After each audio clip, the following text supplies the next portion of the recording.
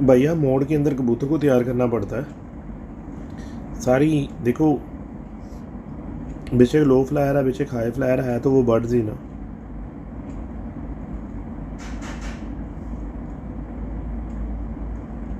वो यार कोई राज नहीं है मेल और फीमेल को चेक करने का। सिंपल आप जाओ फेसबुक के अंदर सारा कुछ, व्हाट्सअप में अपना गूगल में जाओ, गूगल में जाके टाइप करो, एग से ही पता चल जाता है। गोल जो एग होता है उसमें ज़्यादातर फीमेल निकलती हैं और जो मेल निकलते हैं, सॉरी, और जो नोकदार अंडा होता है उसमें से फीमेल निकलती है। फिर उसके प्लस माइनस का निशान होता है नीचे, जब बच्चा निकलता है उसके नीचे प्लस माइनस का निशान होता है। सारा कुछ फेसबुक के ऊपर पड़ा हुआ है, तो आप उधर से चेक कर लो, उधर से आपको सारा कुछ ही मिल जाएगा। इसमें कोई ऐसी कोई ख़ास परेशानी वाली बात नहीं है, नॉर्मल सी बात है ये।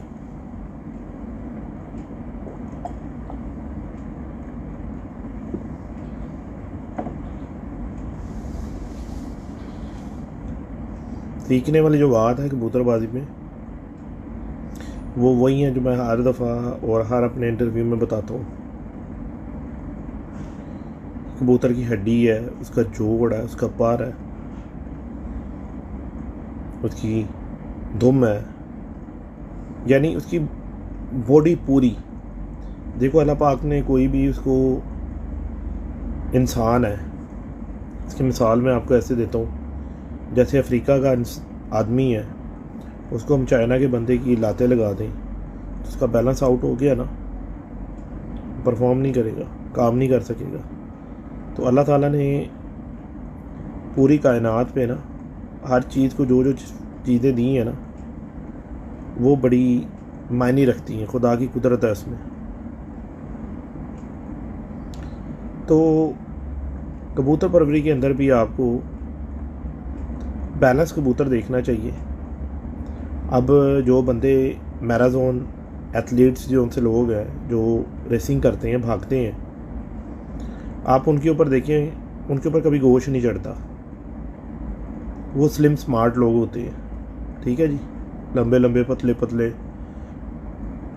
ये नहीं होता कि उनका वेट नहीं है, उनका वेट आम इंसान जितना ही होता है, लेकिन जो आम इंसान का पेट पूट बड़ा होता है, ठीक है, उनका वो जो होता है, वो एथलीट्स होते हैं, भागते हैं, रनिंग करते हैं, उनका पेट नहीं होता, उनके सारे जिस्म में वो मसल कट्स बने होते हैं।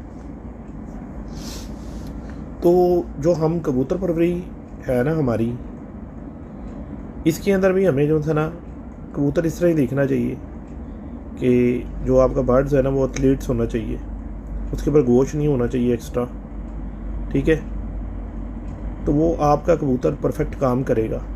अच्छा अब ये देखें आप, अगर उस कबूतर का वजूद एथलीट्स है तो उसकी टेल भी जो होती है ना उसी के हिसाब से होनी चाहिए।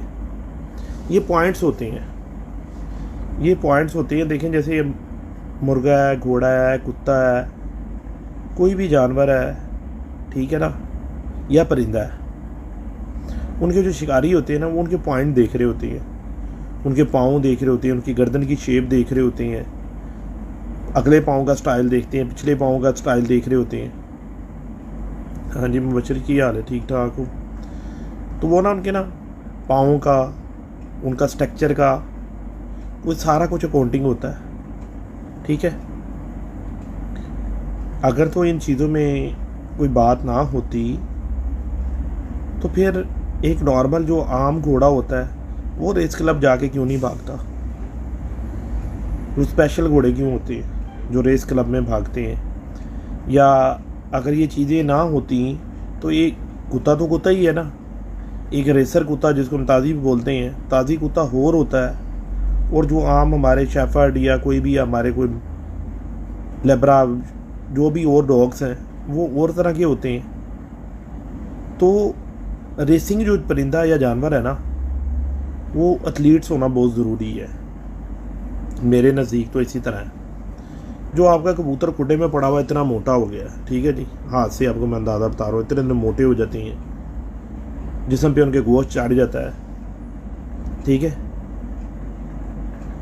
तो वो कबूतर आपके जिस वक्त आप उनको बाहर निकालती हो अक्सर उनके कुंदे लग जाते हैं, अक्सर वो कबूतर कुंदे शल होने की वजह से बाहर गिर जाते हैं और उनमें बहुत ज़्यादा प्रॉब्लम्स और मसले आ जाते हैं, उड़ते नहीं हैं, ठप्पे हो जाते हैं, मार मार डंडे उनको तैयार करना पड़ता है।